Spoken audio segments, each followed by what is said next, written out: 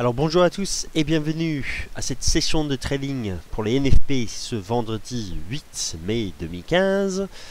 Nous allons suivre donc la publication des chiffres de l'emploi aux États-Unis sur le rapport mensuel sur l'emploi non agricole aux États-Unis, soit les NFP. Aujourd'hui, les opérateurs anticipent 226 000 créations d'emplois pour le mois d'avril avec une baisse du taux de chômage aux États-Unis. Ils ont donc des prévisions très optimistes pour le marché du travail américain, qui pourrait d'ailleurs, qui devrait influencer les anticipations vis-à-vis des taux d'intérêt de la Réserve fédérale et en l'occurrence donc l'évolution du dollar américain cet après-midi. Toutes les devises en dollars, les indices boursiers américains et aussi européens du fait des corrélations et les matières premières, l'or, l'argent et le pétrole vont être impactés par cette publication dans 13 minutes. Vous avez donc 13 minutes pour sortir du marché.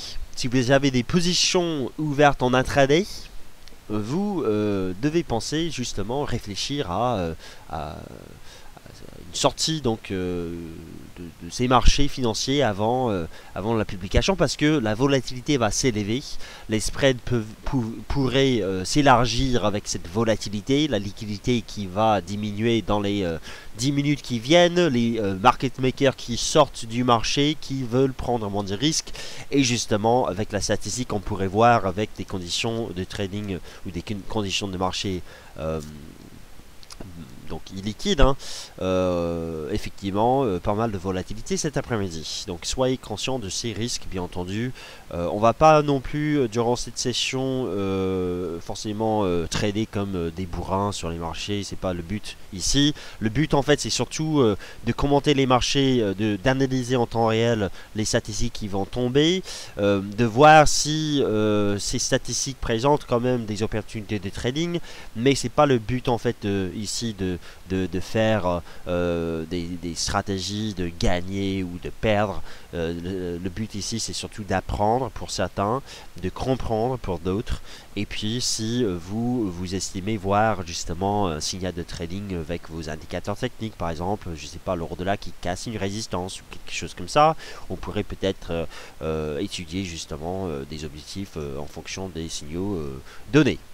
Avertissement sur les risques liés au trading. Durant donc cette émission, sachez que toute opinion, information de marché, note de recherche, analyse, prix et autres notifications ont pour seul et unique but de commenter l'évolution des marchés et ne constituent en aucun cas des conseils d'investissement.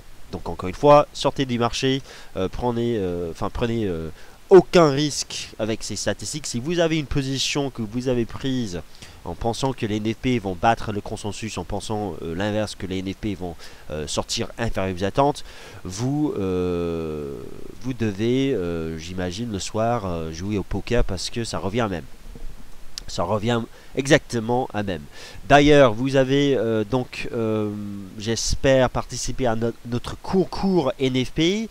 Le concours NFP donc sur notre forum interactif. Si vous ne l'avez pas fait, vous avez en fait encore peut-être 10 minutes pour le faire. Ici, concours NFP, je vous envoie le lien vers ce concours. Vous donnez donc vos prévisions pour les NFP en avril. Et la meilleure prévision, en fait, justement, celui qui a la meilleure prévision va gagner une journée de formation au sein des bureaux FXCM, des journées d'immersion, dont la valeur est de 690 €. Voilà donc pour les NFP. Pour faire le point là-dessus, on va rapidement regarder le calendrier économique de jour, le calendrier économique qui indique que les opérateurs anticipent 228 000 créations d'emplois. Donc tout à l'heure j'ai dit 226, c'est 228, de toute façon c'est la même chose, avec donc un chiffre précédent pour le mois de mars à 126 000 créations d'emplois, baisse du taux de chômage anticipé 5,4 contre 5,5. Donc vous avez en fait deux statistiques, deux chiffres surtout à scruter. Après le rapport en fait inclut beaucoup plus de statistiques aussi, notamment le taux de participation que moi-même je vais surveiller. Surtout si le taux de chômage baisse effectivement, il faudra voir comment ressort le taux de participation. Pour avoir ces chiffres, en fait, il faut aller sur le site du Bureau of Labor Statistics aux États-Unis, le BLS. Je vais en fait dans le silage de la publication y aller pour trouver le rapport, pour justement avoir toutes les statistiques, hein. Et pour l'instant, vous avez compris, j'espère qu'un chiffre supérieur aux attentes ici, avec une baisse du taux de chômage, ça devrait renforcer le dollar US, parce que prévision haussière pour le billet vert avec donc des anticipations vis-à-vis des taux d'intérêt, un relèvement des taux d'intérêt aux États-Unis. Si le chiffre en fait toutefois ressort inférieur aux attentes, mais tout de même au-dessus des 200 000 créations d'emplois, on pourrait voir dans les premières secondes, minutes avant, après la publication, on pourrait voir le billet vert de le dollar reculer un petit peu, mais le repli devrait être limité, je pense. Quand même, au-dessus de 200 000 créations d'emplois, c'est quand même un bon chiffre, je pense. Par contre, juste un petit peu inférieur aux attentes, mais quand même en hausse. Inférieur à 200 000 créations d'emplois, là on parle plutôt effectivement d'un risque baissier sur le dollar US et donc peut-être une cassure haussière sur le dollar. Cassure haussière en fait justement d'une résistance ici à 1,1250. Donc j'ai tracé tout simplement sur un graphique court terme une petite oblique ici qui bloque les cours et une cassure de cette résistance et surtout un dépassement du dernier point haut ici pourrait être un signal de trading, donc en l'occurrence un signal haussier avec un objectif potentiel vers les 1,1290, 1,13. Pivot du jour vers les 1,13 d'ailleurs, on est au-dessus du S1, donc une cassure ici pourrait nous donner justement un objectif dans ces zones ici pour ceux qui s'y intéressent. Inversement, bien entendu, si on casse pas, il n'y a pas d'achat et on pourrait en fait plutôt retomber vers les 1,1170 très facilement. Parce que c'est plutôt baissier depuis 24 heures, mais globalement haussier depuis plusieurs semaines. Voilà donc pour l'euro-dollar. Si vous souhaitez suivre d'autres paires de devises, l'USD qui ne fait pas grand chose. Ah si, quand même, il monte en fait. Alors, j'ai pas regardé l'USD depuis ce matin. Et c'est vrai que nous avons une belle tendance haussière qui se met en place. On retrace quasiment tout le mouvement baissier de ces dernières séances. Donc là par contre si ça explose à la hausse, ça pourrait vraiment être sur l'USN la sortie de cette zone de congestion. On a essayé de sortir, de faire justement une tendance haussière avec un breakout ici, c'était un piège finalement au début de cette semaine surtout. Et là on remonte, donc il y a quand même une volonté du marché de remonter. Et derrière, si on monte vers de nouveaux plus hauts, ça voudrait dire qu'on va retracer 100% de la baisse qu'on a vue au début de cette semaine. On fait un doji pour l'instant, avec quand même des chandeliers plutôt bullish, donc un doji suivi par un rebond. Maintenant, en fait, on remonte vers les plus hauts. En données hebdomadaires, effectivement, on pourrait aller chercher, par exemple, les 121 au cas de forte hausse du dollar US suite au NFP. Ça veut dire que l'USD pourrait être justement une paire à suivre à l'achat sur accélération haussière. Mais en fait, cette paire de devises monte avant l'NFP et c'est souvent avec de tels mouvements qu'il faut plutôt être très méfiant, très attentif quant à un mouvement baissier qui pourrait se mettre en place juste après. Donc je sais pas, le marché en fait achète le dollar et puis derrière débouclage de ses positions acheteuses avec la statistique des positions spéculatives par exemple. Donc c'est difficile quand même de trouver une entrée acheteuse actuellement, bien entendu. Et le SP500 en fait, alors les indices boursiers, il faudra voir déjà. Il faudra voir, je suis complètement neutre là-dessus. On était baissier au début de la semaine. Ça a bien fonctionné, mais en fait, la situation se neutralise depuis hier. Globalement, on a tradé, on est plutôt haussier. Et en fait, surtout, nous avons une résistance à 2097 points sur le SP. Et si cette résistance casse et si l'on s'envole au-dessus des 2100 points, il faudra en fait, surtout si vous êtes à la vente, penser à couper les positions vendeuses avant le week-end parce que globalement on pourrait remonter vers les plus hauts assez facilement en fait. Donc voilà pour les SP. Je vais suivre uniquement ces trois actifs, mais pour ceux qui tradent le GR30, j'ai remarqué cette résistance qui est pas mal à 11 530 points. Si cette résistance casse avec donc une envolée du SP500, ce serait un signal haussier pour viser par exemple le R2, donc les 11 600 points, peut-être avant le week-end. Donc voilà pour le GA30, en fait nous sommes plutôt dans une espèce de canal haussier ici avec une belle résistance en intraday, donc c'est un pivot. Ça se voit, hein, on teste ce niveau pas mal de fois. Et une cassure donc de cette résistance suite au NFP pourrait être un signal haussier pour viser jusqu'au R2 par exemple. Mais moi je préfère, parce que c'est toujours difficile de suivre plusieurs actifs en même temps, je peux essayer de le faire mais c'est toujours difficile. Je vais suivre principalement l'euro-dollar. Peut-être je peux rapidement mettre plusieurs graphiques, comme ça je ferai quand même le suivi de plusieurs actifs en même temps. Pendant que l'on attend les chiffres qui vont sortir. Je ne vais pas faire le point sur toutes les paires de devises non plus.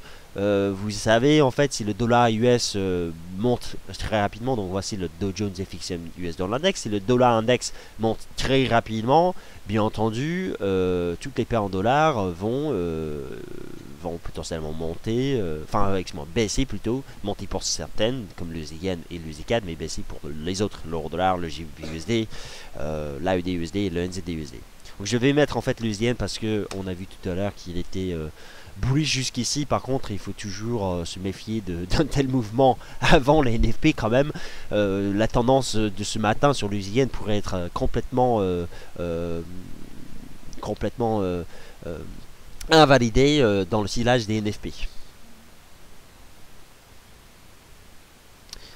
Donc je vois des commentaires, il y a de la marge à la hausse pour le SP500 à la hausse. Oui, c'est potentiellement. Je suis d'accord en fait que la situation se neutralise et désormais quand vous avez des supports qui tiennent, surtout chez les indices boursiers US, derrière en fait quand les marchés commencent à rebondir, bah, il ne faut pas non plus sous-estimer le potentiel de retracement.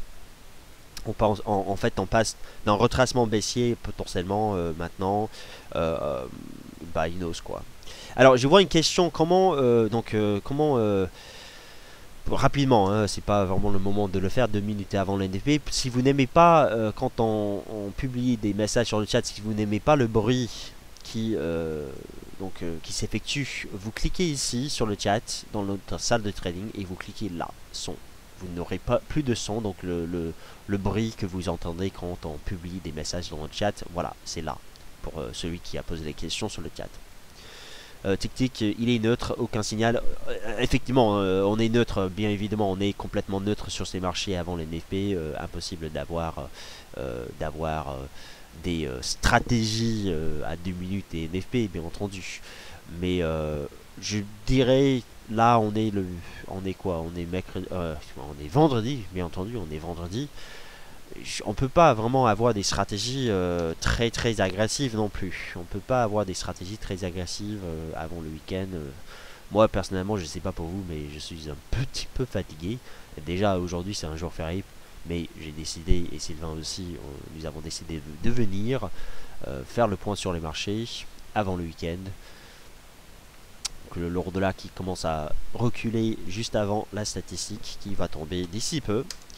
Je vous propose de regarder en fait la section Real Time News. Oh, l'euro dollar explose, donc ça c'est voilà le signal. Donc techniquement parlant, le signal est donné, mais après c'est fait quoi. Quelles sont les statistiques? Je cherche ces statistiques. Donc en effet, le taux de chômage a baissé et nous avons 223. Et pourtant le dollar US baisse. Le SP500 par contre attaque sa résistance. Alors là ça casse. Enfin on est en train de franchir cette résistance. On va voir si c'est réellement une cassure. Mais en tout cas c'est haussier jusqu'ici. L'euro dollar qui a cassé donc cette résistance qu'on a vue. Et déjà... Enfin, après, c'est toujours difficile. Effectivement, en analyse technique, on dit voilà, l'objectif est atteint, mais après, j'imagine que personne, j'espère que personne n'a acheté, parce que je sais pas en fait s'il y avait du slippage ici dans cette zone, parce qu'il n'y avait pas trop de liquidité, j'imagine. Voilà. Le SP500 qui est en train de casser, ça veut dire que le GA30 attaque sa résistance. et justement est en train de la dépasser, ou la tester plutôt. Faut pas non plus entrer sur le marché dans les premières minutes juste après les statistiques, hein. Donc quelqu'un me dit achat, vente sur le DAX. Moi j'ai pas. Enfin, vous faites ce que vous voulez. C'est votre vie, c'est votre compte de trading.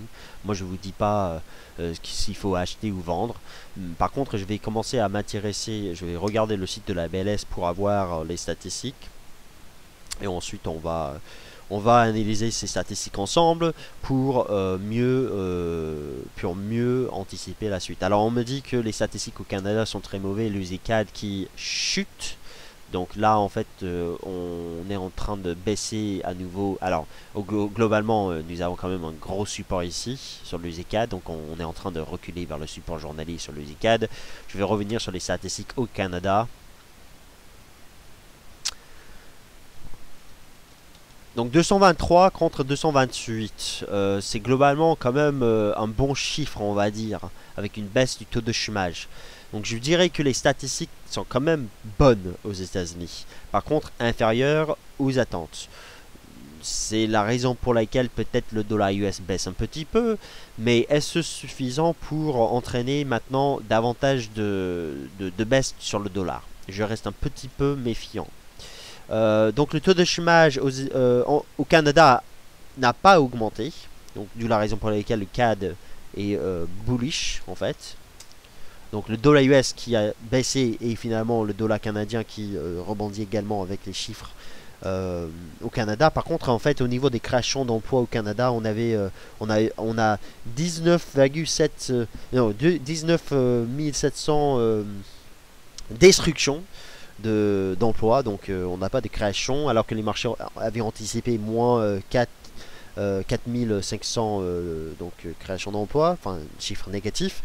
Et donc globalement nous avons des statistiques inférieures aux attentes à ce niveau là. Par contre le taux de chômage n'a pas augmenté. Et puis aux États-Unis, alors d'ailleurs aux États-Unis je vois que le chiffre pour le mois de mars a été révisé à la baisse à 85. Alors ça c'est probablement la raison pour laquelle on voit des pressions sur le dollar US. Donc on a révisé à la baisse les statistiques pour le mois de mars à 85 000 créations d'emplois. Alors que ces statistiques étaient déjà très inférieures aux attentes. 85 000 créations d'emplois, c'est très décevant quand même pour le mois de mars.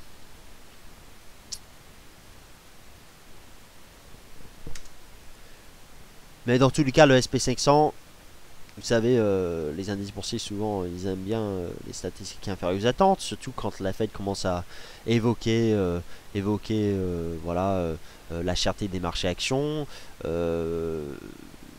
Là le SP est en train de casser sa résistance, donc on est au-dessus des 2100 points sur le SP, et donc on est en train peut-être de remonter vers sa résistance plus haut.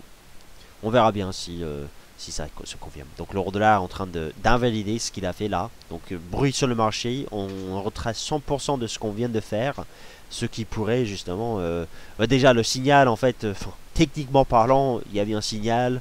On a atteint quasiment la zone indiquée tout à l'heure. Par contre, je reste effectivement méfiant quant à en fait la poursuite de la hausse pour cet après-midi, vu que les statistiques sont globalement bonnes, mais quelques déceptions quand même.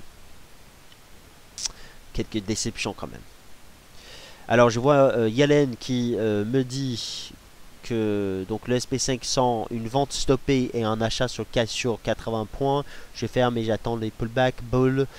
Ça devient bullish effectivement sur le SP500. Je pense que là en fait on a un signal qui laisse envisager un retour vers les plus hauts. Alors donc l'euro dollar retrace 100% de ce qu'il vient de faire. C'est un beau piège. Et là effectivement le dollar est en train de remonter. Donc la première réaction sur le dollar n'est pas du tout bonne. C'est un beau piège pour potentiellement remonter. Parce que alors ça c'est très beau en H4 ce que fait le Dow Jones FXM US Dollar Index. Ça en l'occurrence c'est probablement quelque chose qui laisse envisager une poursuite de la baisse de l'AUD USD. Donc l'AUD USD je vous ai proposé ce matin, c'est l'une des devises, l'une des paires de devises que j'aime bien à la vente. Et le NZD USD c'est lui en fait derrière, et il faudra surtout attendre la clôture hebdomadaire, c'est lui en fait il casse les 74 ce soir en cours de clôture hebdomadaire par exemple. là ça pourrait être aussi pas mal. Et l'USD CAD qui remonte. Donc volatilité en intraday, par contre finalement voilà, on tient. On tient, c'est un retracement, peut-être pour remonter. Je suis bullish en fait, je vous l'ai dit. Je suis bullish sur le USD4 parce que je pense qu'il fait un double bottom ici. Je suis bearish sur l'AUD-USD sous les 80-50. Et je suis bearish sur le NZD-USD. De toute façon, tout le monde le sait. J'espère que tout le monde le sait. De toute façon, s'il casse les 74, je pense qu'on pourrait avoir un décrochage jusqu'à 72 derrière. Donc en fait, ce sont les trois paires de devises sur lesquelles moi je pense qu'il est intéressant d'acheter le dollar US. Pour le GBP-USD, là... bien évidemment, on est toujours bien orienté après l'explosion haussière du GBP. Toutefois, il faut quand même dire que cette paire de devises est en train de reculer sous une résistance à 55. Donc, on risque en fait de retracer une bonne partie de ce qu'on a fait ce matin et de finir la séance avec une mèche haute, avec la volatilité, ce qu'on a vu après les élections britanniques. Voilà. Mais les trois paires de devises sur lesquelles j'aime bien l'idée d'acheter le dollar US, c'est l'AUD-USD, NZD-USD et l'USD-CAD. Si vous voulez savoir pourquoi, eh bien vous pouvez regarder l'enregistrement du morning meeting de ce jour. Pour l'euro dollar, donc en effet, là c'est un beau piège et on est en train de revenir sur les plus bas de la séance avec une bougie dans le rouge. Et c'est avec de tels pièges qu'on risque désormais de casser les supports. Donc nous avons probablement le piège pour poursuivre la tendance. Voilà. Qu'en est-il de l'or? C'est une bonne question, j'ai oublié. Je vais pas oublier l'or. Merci pour le rappel. J'étais un peu trop occupé avec les devises. Donc l'or, en fait, j'ai oublié, excuse-moi, j'ai complètement oublié, c'est vrai. L'or est en train de reculer sous cette résistance. Il a tenté donc visiblement de franchir cette résistance et là il échoue. D'ailleurs, l'argent est une belle opportunité de vente à ce moment-là parce que nous sommes toujours sur cette résistance journalière. Donc, pour ceux qui s'y intéressent en swing, on est toujours dans une configuration baissière et donc l'or en fait est en train d'échouer sous le R1 du jour, en dessous du pivot. Je ferai rien pour l'instant là-dessus, très sincèrement, parce que même si les cours baissent, bah, on est toujours dans ce fichu de range, donc on ne peut rien faire là-dessus. Mais je ne suis pas surpris par exemple, de voir l'euro-dollar maintenant reculer, parce qu'en effet, les statistiques donc aux États-Unis, les NFP ne sont pas mauvais, légèrement inférieurs aux attentes, en effet, mais globalement, nous avons quand même un chiffre supérieur à 200. Et derrière, vous avez aussi le taux de chômage qui baisse. Alors, je vais juste aller sur le site de la BLS pour regarder rapidement les statistiques. Donc au niveau du taux de participation, le taux de participation est à 62,8. Donc en hausse. Donc en fait c'est une bonne chose.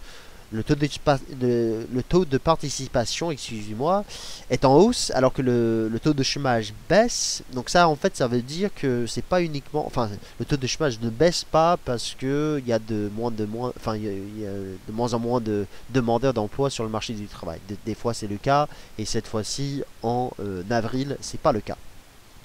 Donc en fait ce sont quand même de bons chiffres. Ce sont des chiffres robustes, légèrement inférieurs aux attentes, certes, mais quand même des chiffres globalement robustes et qui peuvent justement nous donner une reprise de la tendance haussière du dollar US pour les séances qui viennent, puisque le Dow Jones FXM US Dollar Index que l'on a vu ensemble ce matin tient un support très important. Donc en l'occurrence, il y a un risque désormais sur l'euro-dollar par exemple, qui est toujours dans une tendance haussière sur le court terme, pas sur le très très court terme, mais sur le court terme depuis, je sais pas, depuis la semaine dernière par exemple.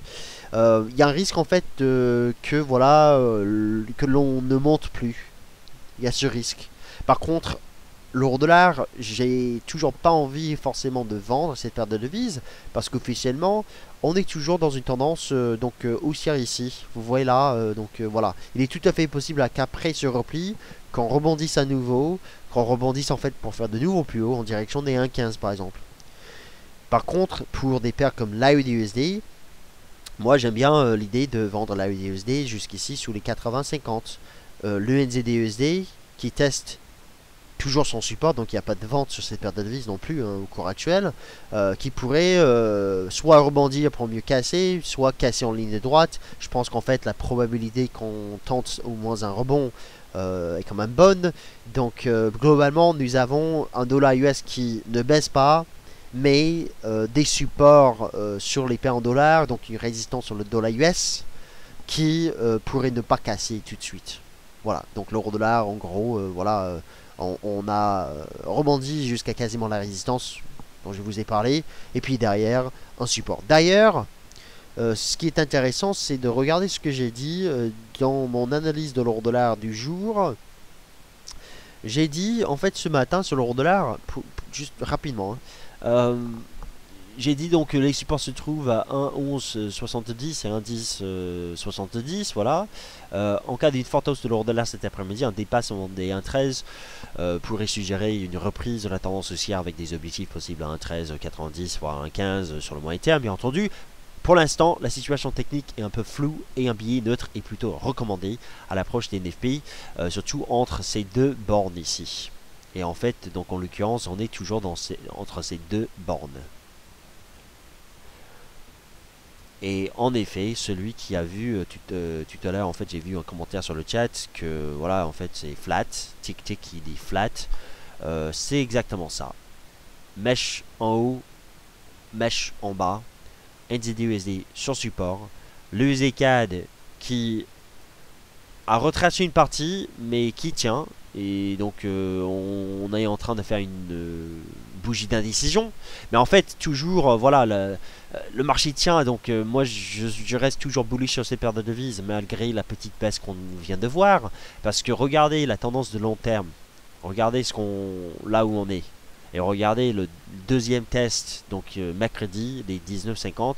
Moi, je pense que cette paire de devises a du potentiel à la hausse. Ça veut dire en fait que, en gros, soit j'anticipe une baisse du dollar canadien, avec déjà une correction baissière du pétrole, par exemple, soit j'anticipe une reprise de la tendance haussière du dollar US. Toutefois, le dollar US est toujours neutre, donc c'est un peu difficile quand même d'anticiper une forte hausse du dollar US avant, par exemple, la prochaine réunion du FOMC.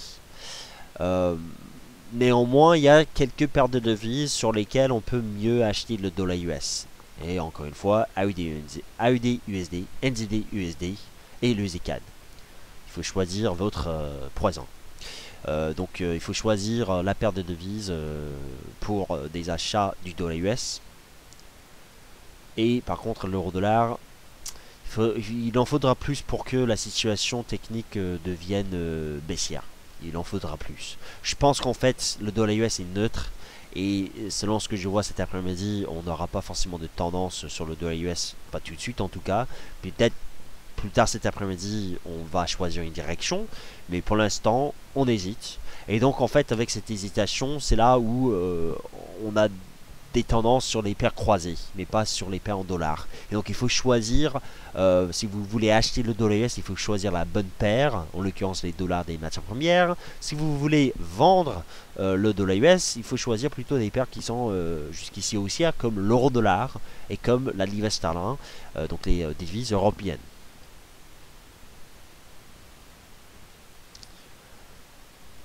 Que penser des indices? On va revenir sur les indices très rapidement. Donc je vois des questions sur les indices. C'est vrai que je me concentre un peu plus sur les devises. Et que penser des indices? C'est un breakout sur le SP. En effet, le SP qui n'a pas cassé son support, donc ici à 2070, là il remonte vers ses résistances. Et puis ensuite, au début de la semaine prochaine, on verra bien si on peut vendre à nouveau le SP500 sous les 2120 points. On verra bien. J'en suis pas sûr, je sais pas. Je ne sais pas vraiment ce que fait ce marché. Il est dans un range. La sortie de cette zone devrait nous donner une tendance, mais en fait je sais pas trop ce que l'on fait sur cet indice. Les indices ont touché des supports hier, ces supports ont failli casser. mais ils n'ont pas cédé. Et donc derrière, en fait, la réaction logique, c'est de rebondir parce que les tendances de moyen terme sont toujours intactes. Il y avait des risques baissiers, mais en fait, ces risques baissiers s'éloignent maintenant. Et voilà, c'est tout.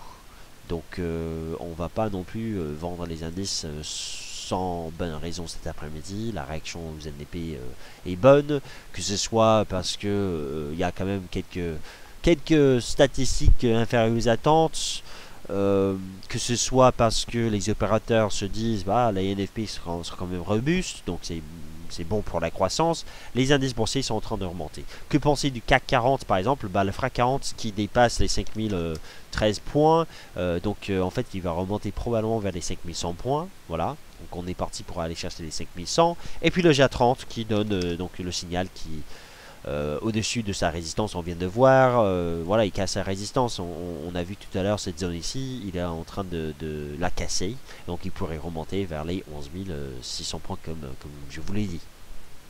L'ordre là qui est complètement 100% neutre, qui fait en fait une configuration en machine à laver, où il cherche les stops à la hausse et à la vente. Donc, voilà. C'est en fait une configuration où en fait on ne sait pas où on est. On ne sait pas où on en est avec l'euro dollar là, entre deux bornes, un range, et donc séance d'indécision. Visiteur, bonjour. Alors pourquoi est-ce que le ZCAD a fait une mèche basse à 14h30 alors que les chiffres étaient inférieurs aux attentes? Merci. Alors le ZCAD a fait une mèche basse, donc regardons rapidement le ZCAD. Vous savez, avec les NFP et surtout le ZCAD, c'est la paire de devises la plus, on va dire, délicate, parce que en même temps que la publication des NFP aux États-Unis, vous avez aussi les chiffres de l'emploi au Canada. Donc pour interpréter cette paire de devises en temps réel dans les secondes qui suivent les deux publications, c'est très difficile. Le ZCAD donc a baissé dans un premier temps, parce que je pense, puisque le dollar US a baissé beaucoup plus vite que le dollar canadien, déjà. Encore une fois, le dollar canadien, il y avait quand même une baisse du taux de chômage, mais aussi finalement des destructions d'emplois. Mais en même temps, le dollar US, on a vu, a baissé dans un premier temps. Donc la première réaction est baissière dollar US, le ZCAD a baissé. Par contre, les statistiques au Canada ne sont pas très bonnes non plus. D'ailleurs, il faudra que j'aille sur le site de Statistique Canada pour voir au niveau de la baisse du taux de chômage. J'imagine que c'est peut-être à cause du taux de participation. Il faudra vérifier cela, je ne vais pas le faire maintenant, mais juste pour dire, le dollar canadien devrait, en fait, selon ces statistiques, se retrouver sous pression face au dollar US. Donc pour moi, en fait, là, c'était un peu de volatilité, mais on est toujours bon pour la hausse du ZCAD. Ça pourrait être d'ailleurs, en fait, un point bas avant de faire de nouveaux plus hauts, par exemple. Bonjour visiteur, sur le Nasdaq 100, est-ce que je maintiens donc la stratégie? Alors pour ceux qui s'intéressent au Nasdaq 100, le graphique il est le suivant, hein. On est toujours dans un biseau. Donc il faut savoir, en fait, vous remarquez, aucun signal baissier n'a été donné, hein. Remarquez. Et nous sommes toujours dans un biseau sur le Nasdaq 100, et donc il est tout à fait possible qu'après ce rebond, qu'on se remette à baisser. En l'occurrence, il faudra attendre que le SP500 revienne sous les 2120 points et pour voir s'il y échoue. On est toujours dans un biseau sur le Nasdaq 100, donc en fait, pour invalider justement un scénario de baisse, il faudra absolument que, par exemple, le marché remonte très très vite, que le Disparity Index sur 200 jours qui fait une divergence ici, qui casse sa résistance, auquel cas, en fait, les conditions nécessaires pour vendre ce marché pourraient justement ne plus être présentes. Par contre, remarquez, il n'y a aucun signal de vente sur le NAS 100. Il n'y a aucun signal de vente donné cette semaine, hein. On n'est pas sorti du biseau. Et même là, en fait, je préfère ne pas vendre sur sortie du biseau. Je préfère, en fait, plutôt avoir un meilleur ratio risque-rendement dans cette zone ici pour tenter justement une stratégie de vente avec cette divergence. Mais pour l'instant, on va laisser les cours remonter. On n'est clairement pas du tout dans une configuration de vente sur le court terme. Et on va devoir en fait s'adapter justement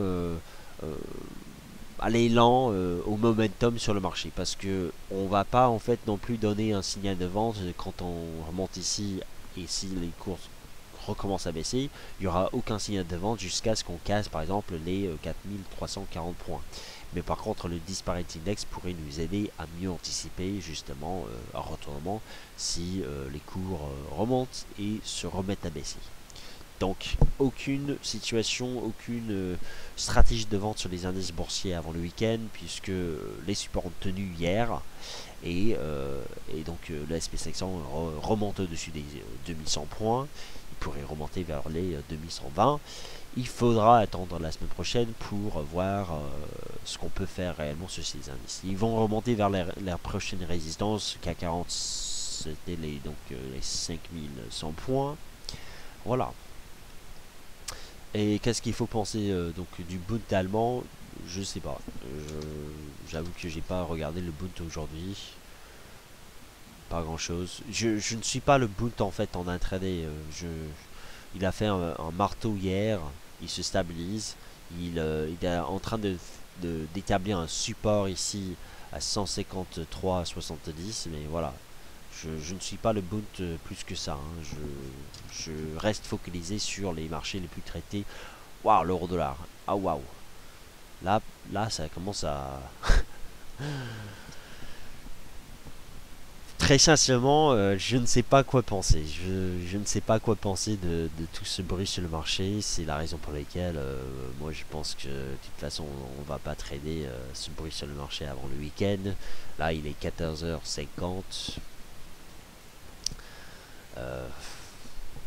On est au même cours, on est là où on a commencé. Enfin, voilà. Ce qui est positif, c'est que le marché a retracé et ensuite il tient, et donc il remonte. Ça, c'est très positif. Donc, en effet, l'euro-dollar, c'est toujours aussi. Le yen qui décroche, donc là c'est quand même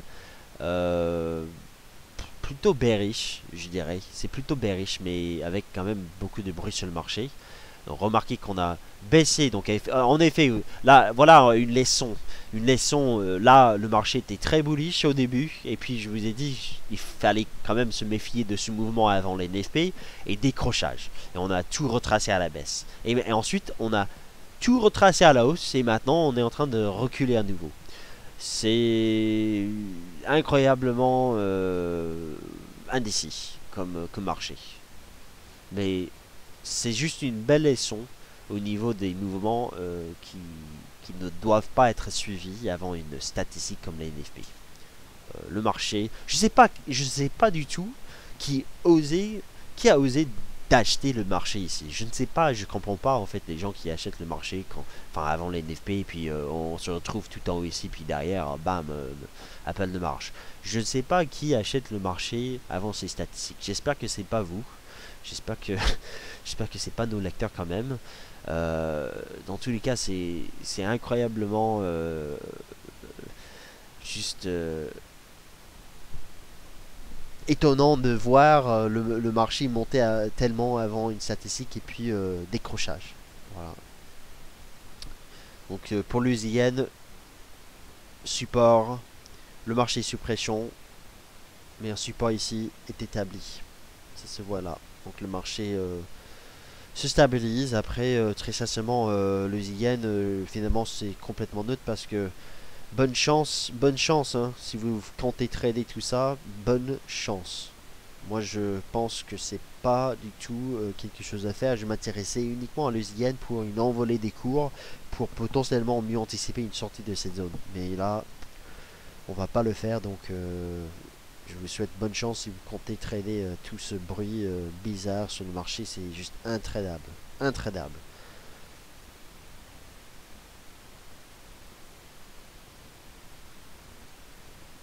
Donc, bon, ok, je vois des commentaires sur le chat. Heureusement, on n'a pas. Enfin, il y a quand même des gens qui ne traitent pas les marchés avant les NFP, c'est très bien.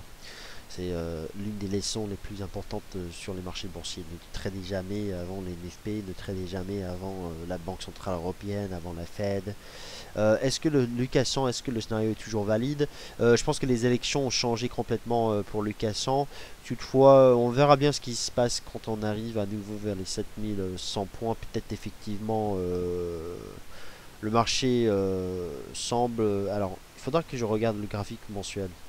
Finalement, peut-être j'ai eu tort en pensant que là, on avait ralentissement et derrière peut-être un risque de baisse parce que c'est vrai que le marché tient au-dessus de sa résistance mensuelle. Donc, euh, je dirais que les élections britanniques peut-être changent la donne pour l'indice britannique et sachant que tous les autres indices boursiers montent davantage, enfin rebondissent là avant le week-end, je dirais que Lucas 100 ça peut être une invalidation. Déjà en fait si j'avais des ventes sur Lucas 100, si j'avais suivi par exemple un signal, ce qui était, il faut dire quand même osé avant les élections.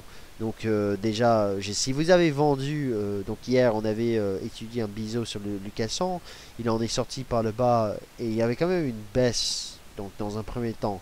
Mais si vous avez gardé une position, par exemple, je sais pas, vous avez vendu sans stop, euh, personnellement si j'étais en position à la vente depuis hier, je prendrais mes pertes. Il vaut mieux couper une main qu'un bras. Parce que derrière, en fait, si on a fait un point bas, et sur le graphique mensuel, on est au-dessus de cette résistance qu'on semble casser, bien au-dessus des 7100 points, là, ça par contre, ça pourrait vraiment être très très bullish. C'est un gros piège sur Lucas 100 avant les élections. Et il vaut mieux ne pas rester à la vente sur cet indice. Hein. Aucune vente sur les indices de toute façon. La situation a complètement changé depuis hier. Hein. Donc il n'y a aucune vente. Il y avait un signal donné sur le Lucas 100, mais en fait ce signal n'est pas bon. Bien entendu avec un événement comme les élections où il risquait toujours d'avoir des signaux techniques invalidés. Après on n'est pas fou, on ne reste pas en position à la vente avec aucune raison finalement, ni technique ni fondamentale.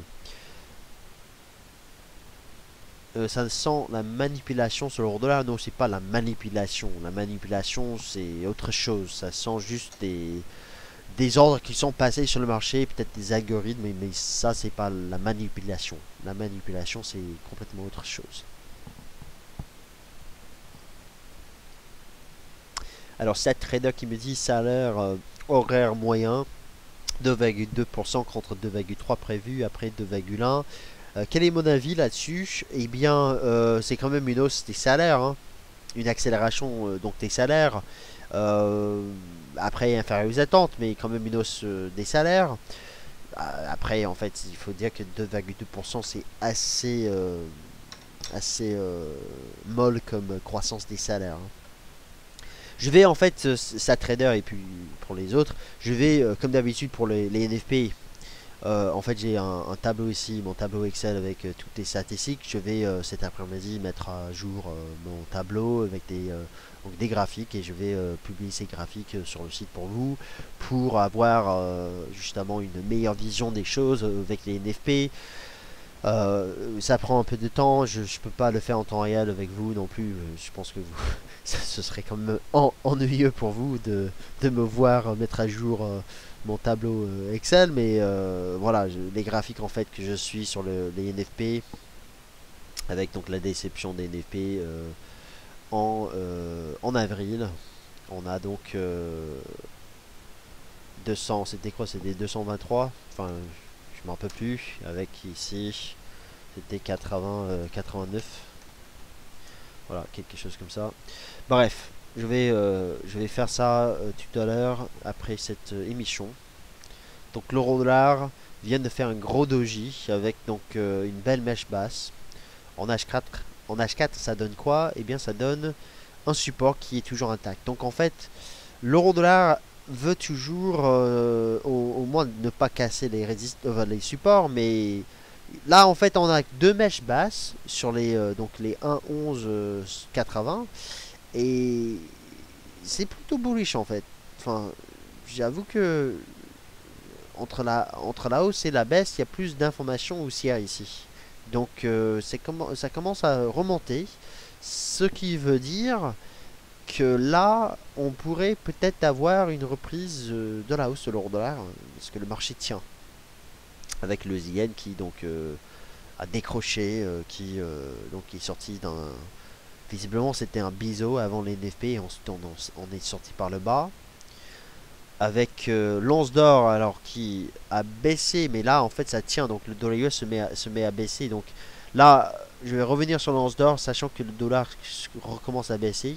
Je vous dis que si l'on arrive à dépasser donc cette zone de résistance ici, cet après-midi, donc surtout si l'on dépasse les plus hauts juste après les NFP et les 1194, ça pourrait être bullish pour viser les 1200 et 1210. Comme je vous l'ai dit ce matin.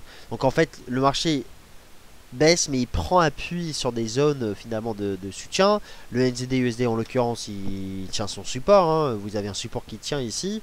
L'AED-USD ne baissera pas, mais quand même, vous avez vu la résistance journalière. On verra bien si on peut tenter des ventes sur cette paire de devises dès la semaine prochaine. Et puis le ZCAD en fait qui est finalement neutre parce que le dollar US se met à baisser, mais le dollar canadien est sous pression également. Qu'en est-il des paires croisées type GBP CAD qui devrait être toujours, j'imagine, bullish. GBP CAD qui a retracé un petit peu, mais qui établit un support désormais à 86. Donc ça c'est pas mal pour le GBP CAD qui rallie fortement cette semaine. Hein. Je pense qu'on a fait un point bas long terme ici d'ailleurs. À valider bien entendu dans les semaines qui viennent, mais je pense qu'on est en train de faire un point bas long terme ici sur le GBP CAD. Voilà pour les marchés, l'euro dollar qui tient et qui donc globalement il est en train de faire une séance d'indécision avec un support à 1,1180 avec une tendance globalement haussière quand même. Donc on est toujours bon pour les 1,15 sachant que le marché tient. Hein.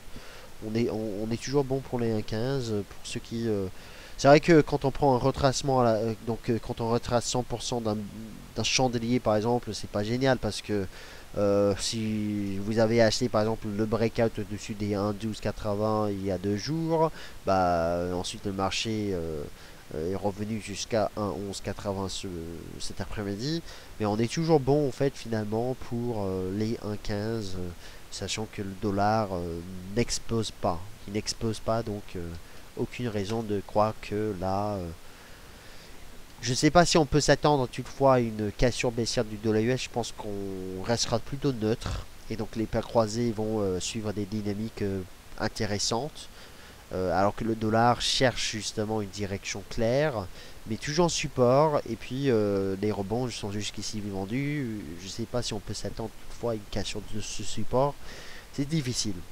Tout ce que je sais c'est que les prévisions sur le dollar et donc les stratégies de trading sur les paires en dollars et notamment sur les devises donc les plus baissières, les dollars des matières premières, dépendent de ces prévisions et ces stratégies dépendent du support du dollar index. Et si le dollar index casse son support, il faudra sûrement, logiquement, arrêter d'acheter le dollar même donc contre les devises les plus faibles. En ce moment, j'ai pas d'avis tranché sur le billet vert. Contre certaines devises, on peut tenter des ventes, contre d'autres, des achats. En l'occurrence, encore une fois, quand le dollar est neutre, ce sont plutôt des paires croisées qu'on peut trader. Type GBP CAD, GBP NZD, Euro AED. D'ailleurs, l'Euro AED, il fait quoi aujourd'hui? Il était très bullish hier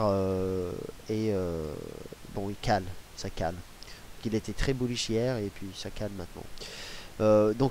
Ces paires là en fait suivent quand même des dynamiques un peu plus sympas à trader. Hein. Le GBP NZD ce matin qui a explosé, donc objectif officiellement atteint, ça commence à se replier, donc on va opter pour des prises de bénéfices avant le week-end si vous avez des achats sur le GBP NZD. Je vous ai donné quand même l'objectif à 2,07, on est monté jusqu'à 2,0850 ce matin, donc ça c'est quand même une très belle stratégie engagée ici tout en bas, et ensuite cette semaine j'ai proposé au-dessus des 2 ici.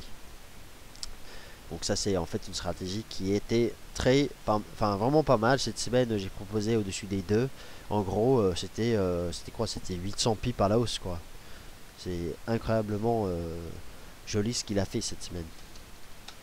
Donc l'euro dollar, il fera pas grand chose. Le NGAS est en forme aujourd'hui. Alors j'avais peur du Ah wow. D'accord. Bon, le NGAS en fait c'est bon. C'est le signal pour le sur le NGAS. Hier il était en train de reculer. J'avais vraiment pas du tout confiance là-dessus. Et puis aujourd'hui, sachant qu'il explose à la hausse suite au stock de gaz naturel, là par contre ça devient très bullish et on est en train de donner un signal, je pense, sur le NGAS. Je pense que là, j'ai annoncé sur le NGAS une hausse de 20%. Après, je vous dis, cet actif est très difficile à trader et cet actif est très volatile. C'est pas du tout pour les débutants. Mais cet actif, en fait, je pense à 20% de hausse possible. Enfin, 20% de hausse potentielle sur cet actif pour donc un retour sa moyenne mobile à 200 jours, soit sur les plus hauts annuels. Ici, je pense qu'on est en train de donner un gros signal sur le NGAS. Selon ce que j'ai écrit, donc c'était la semaine dernière, le 1er mai, sur le gaz naturel. Vous pouvez trouver cette analyse dans notre section matières premières. Gaz naturel, 20% de hausse à la clé ce printemps. Et j'ai étudié donc cette divergence haussière sur le Disparity Index à 200 jours, qui dépasse d'ailleurs sa moyenne mobile à 200 jours aujourd'hui même, et qui donc pourrait remonter vers ses plus hauts annuels. Ça, c'est le NGAS. Donc en effet, j'avais vraiment peur hier que le marché retombe parce que voilà, il hésitait, mais il a établi un support et là en fait, sachant qu'il explose, c'est très beau, c'est très beau. Donc je pense qu'un retour vers les 3 est tout à fait envisageable et ensuite on verra bien pour les plus hauts annuels. Je vise en fait un retour sur ça et même 20 jours. Hein. Excuse-moi, 200 jours plutôt. 200 jours, soit quasiment vers les plus hauts annuels.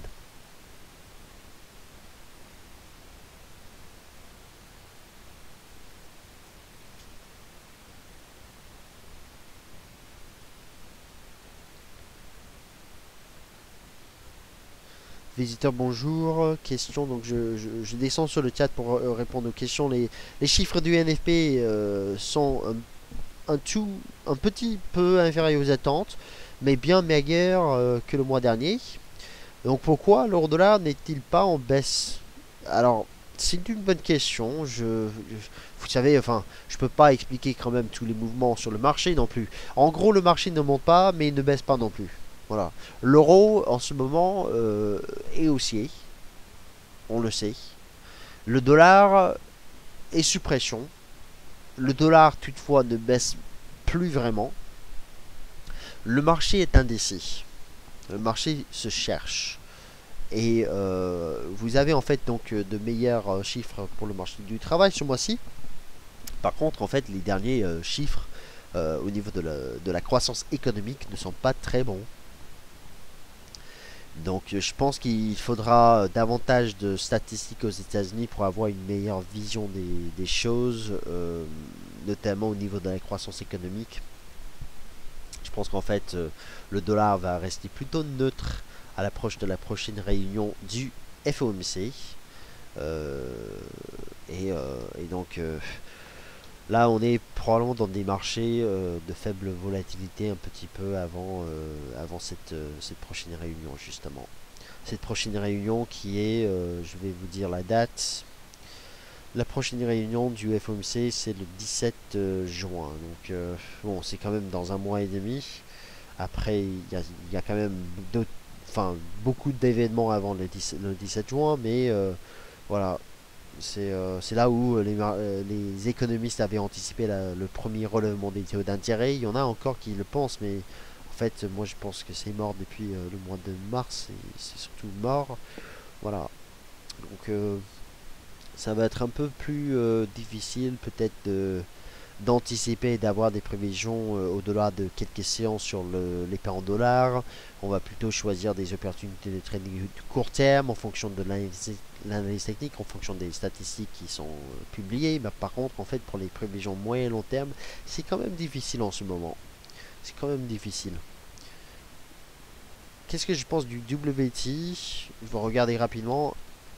US Oil, il fait quoi? Bah, il bénéficie quand même de la baisse du dollar. Il teste une résistance immédiate ici. Il est au pivot du jour, donc il est plutôt finalement indécis. Il a touché toutefois un gros support ici. Donc hier, il a reculé hein, hier. Voilà, gros support, un signe de résistance devenu support. Donc techniquement parlant, il n'y a pas de mystère. Hein. Il tient un gros support. Par contre, s'il casse les 80, des 58 plutôt, à la baisse, là, on pourrait avoir un retournement. Qu'en est-il d'ailleurs du support oblique du WTI? Le support de moyen terme, qui est ici, on l'a cassé. Donc on a cassé ce support, et derrière... ça pourrait être le pullback par exemple. Après, je ne suis jamais vraiment fan des stratégies de vente sur pullback alors qu'un support tient. Toutefois, si effectivement le marché cale sous cette ligne de tendance, donc en gros sous les 60 $, et derrière il retombe, une cassure des 58 devrait confirmer le retournement du pétrole. Je vous ai proposé hier une stratégie de vente sur le Brent. Parce que lui, en fait, il était dans un biseau. Il est sorti de ce biseau hier. Et donc, a donné un signal de vente sous les 67. Mon objectif, en fait, c'est les 64. Et puis, peut-être même les 62. Quelque part vers là.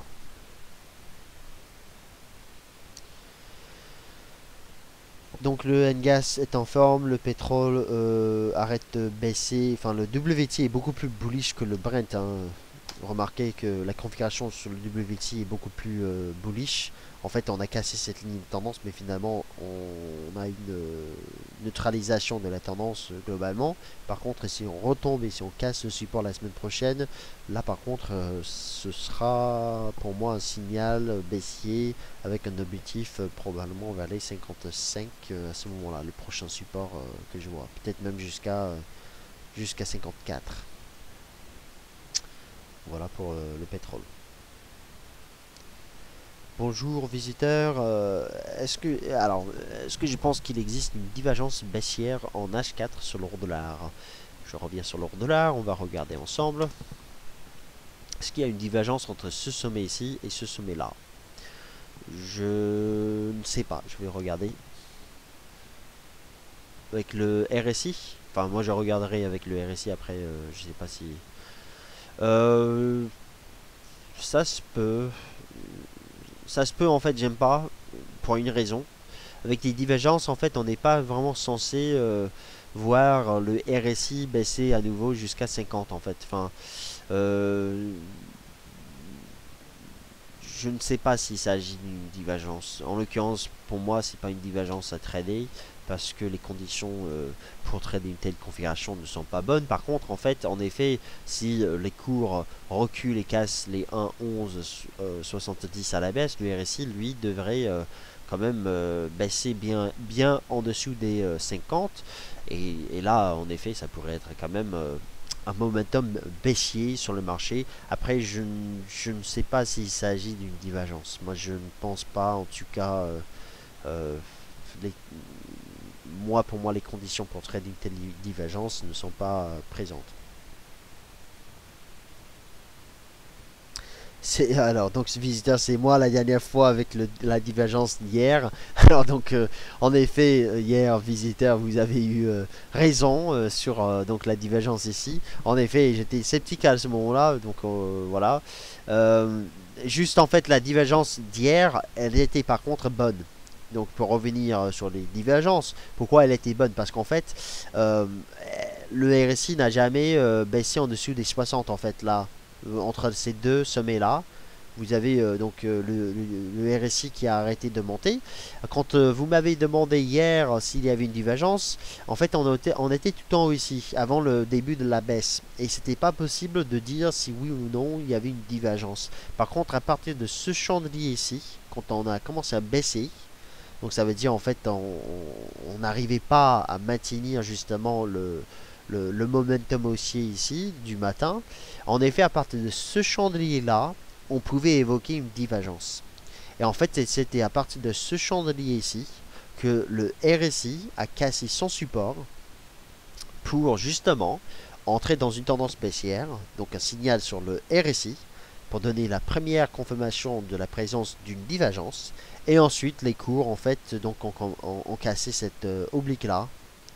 Et visiteur, donc vous avez très bien vu la divergence. Par contre, en fait, je vous le dis, c'était pas possible de dire si oui ou non il y avait une divergence quand vous m'avez posé la question.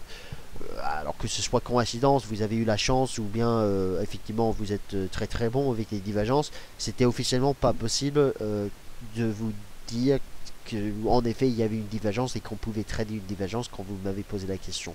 Par contre, à partir de ce chandelier ici, c'était possible. Et c'était juste après le morning meeting en l'occurrence, c'était à midi hier. Mais donc pour la divergence en H4, en fait, sachant que là en fait c'était une bonne divergence, hein. C'était vraiment une bonne divergence ici. Par contre, celle en H4 qu'on a vu tout à l'heure, elle n'est pas bonne selon moi. En tout cas, elle est pas. Enfin, moi, je choisirais pas de trader une telle divergence parce que le RSI a baissé jusqu'à 50, même en dessous. Et donc, entre le sommet là et le sommet là, c'est pas une bonne divergence pour trader. Ça pourrait être une divergence quand même, mais pas une bonne divergence pour trader. Voilà. Alors, le gagnant du concours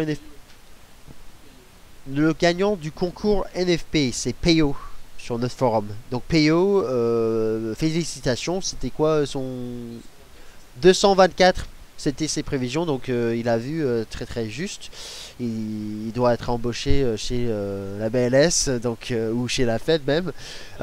Payo, félicitations pour donc vos prévisions. Sylvain va entrer en contact avec vous pour voir justement au niveau, si vous êtes en région parisienne, vous pouvez venir pour une journée de formation dans nos bureaux. Bravo, bravo, bravo.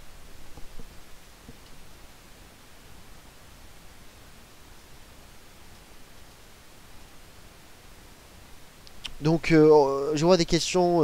Alain41, bonjour. Les nouveaux points d'entrée sur le DAX à l'achat en swing. Euh,